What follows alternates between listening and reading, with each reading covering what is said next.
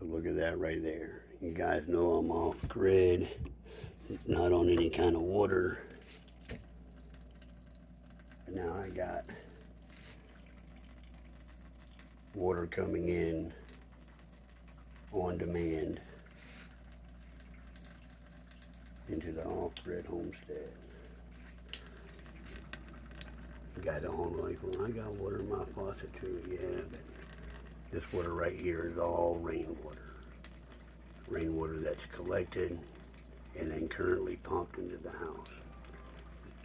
Soon it will be on a gravity feed, so the flow will be way stronger than that. So thanks for watching. Click like, subscribe if you haven't already. Be back with more great content just like this.